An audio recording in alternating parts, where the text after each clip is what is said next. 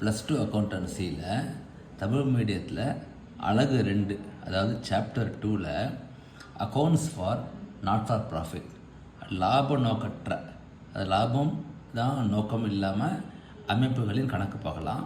அதில் ஒரு எடுத்துக்காட்டு நான் சொல்கிறேன். அதாவது சந்தா இருக்குல்ல,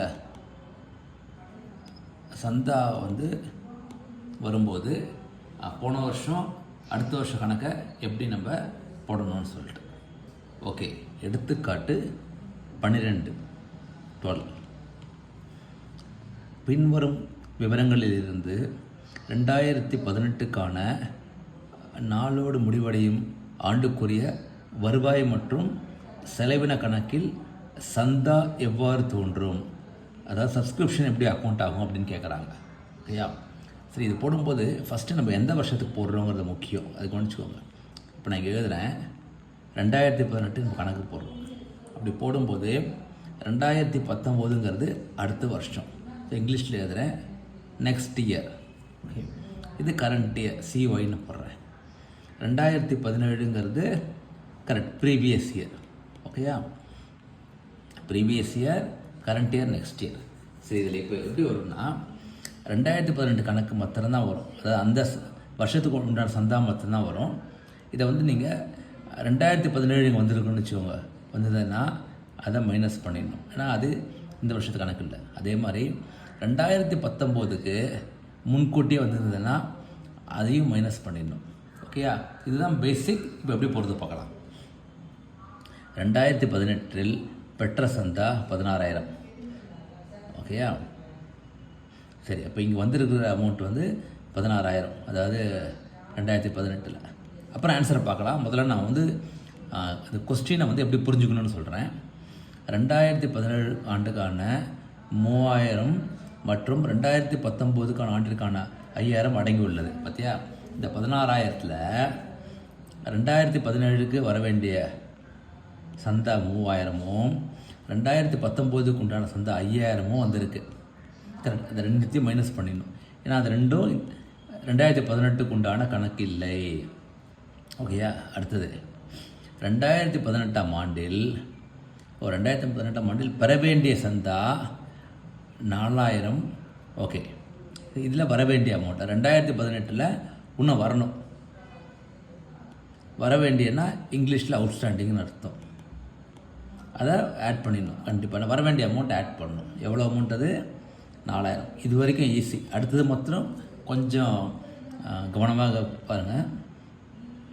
2017ஆம் ஆண்டில், அதாவது போன வருஷம் 2018ஆம் ஆண்டிற்கான சந்தா முன்கூட்டியே பெற்றது. ஓகேயா? அப்போ 2017ல் ஓகே 2018க்கான சந்தா வந்திருக்கு. எவ்வளோ அமௌண்ட்டு? 4,000.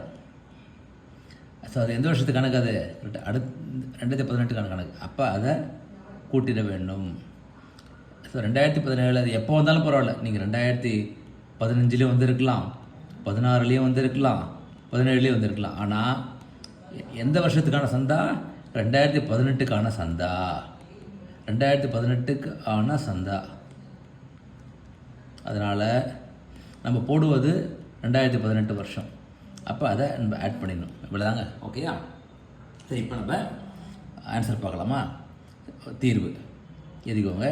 2018 டிசம்பர் 31 நாளேடு முடிவடையும் ஆண்டுக்குரிய வருவாய் மற்றும் செலவின கணக்குன்னு எழுதிக்கோங்க. ஓகேயா? லெஃப்ட்டில் பற்று வரும், பற்று எதுவும் கிடையாதுங்க, ரைட்டில் வரவு. ஓகே. ஸோ ஃபஸ்ட்டு என்ன சொன்னேன்? ஸ்டார்டிங்கு வேறு கலர் மாற்றிடுறேன், அப்போ தான் நமக்கு புரியும். மொத்தம் 4 நம்பர்ஸ் இருக்குது. கரெக்டாக? ஃபஸ்ட்டு நம்பர் 16,000 2018ல் வந்த சந்தா. ஸோ அதுதான் நம்ம ஸ்டார்டிங் பாயிண்ட். அதுலேருந்து ஆரம்பிக்கணும்.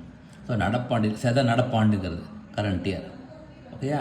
இங்கே CYன்னு போட்டேன்ல, கரெக்ட். நடப்பாண்டில் பெற்ற சந்தா எவ்வளோ? கரெக்ட், 16,000. டிக் அடிச்சுக்கோங்க. ஓகேயா?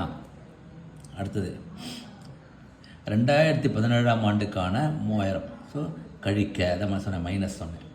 மைனஸ் 2017க்கான சந்தா பெற்றது 2018ல் வந்திருக்கு. அதை மைனஸ் பண்ணிட்டுங்க. இங்கே டிக் அடிச்சுக்கிறேன். எங்கே? 3,000. ஓகேயா? அதேமாதிரி 2019 ஆண்டிற்கான 5,000 அடங்கி உள்ளது. அதையும் மைனஸ் பண்ணிடணும். எங்கே சார் மைனஸ் இங்கே சொன்னேன். ஓகே, அப்போ கழிக்க 2019 ஆண்டுக்கான சந்தா பெற்றது. ஸோ அதையும் மைனஸ் பண்ணிடுங்க. ஓகேயா, சூப்பர்.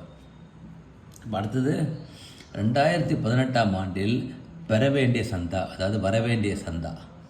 ஓகே, அப்போ அதை ஆட் பண்ணிடணும். ஸோ இங்கே எழுதிக்கோங்க, கூட்டுக. முதல் 2 கழிக்க, அடுத்த கூட்டுக போட்டு 2018ஆம் ஆண்டில் பெற வேண்டிய சந்தா ஆர் வர வேண்டிய சந்தா ரெண்டும் ஒன்று தான். 4000 போட்டோம். இதை ஆட் பண்ணிடணும். முதல் 2 மைனஸு, இது ஆட். இப்போ அடுத்தது தான் முக்கியம். 2017ஆம் ஆண்டில், அதாவது போன வருஷம் 2018ஆம் ஆண்டிற்கான சந்தா முன்கூட்டியே பெற்றது. ஸோ அப்போ நடப்பாண்டு இல்லை கணக்கில் வர வேண்டிய சந்தா. ஓகேயா, அப்போ கூட்டுக போட்டுட்டு 2018ஆம் ஆண்டிற்கான சந்தா 2017ஆம் ஆண்டில் முன்கூட்டியே பெற்றது. அதுதான் இங்கே ப்ளஸ் போட்டேன். ஓகேயா, ஸோ 2000 ருபீஸ். நான் இங்கே 4000 தப்பாக போட்டேன், 2000.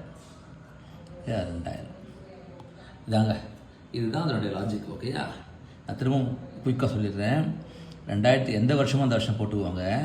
ஓகே, அது கரண்ட் இயர் நடப்பாண்டு. அடுத்த வருஷம் நெக்ஸ்ட் இயர்னு போட்டுக்குவாங்க.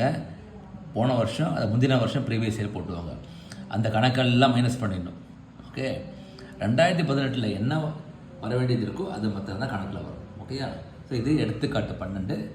நீங்களும் போட்டு பாருங்கள். சந்தேகம் இந்த கமெண்ட்டில் கேளுங்கண்ணே. நன்றி.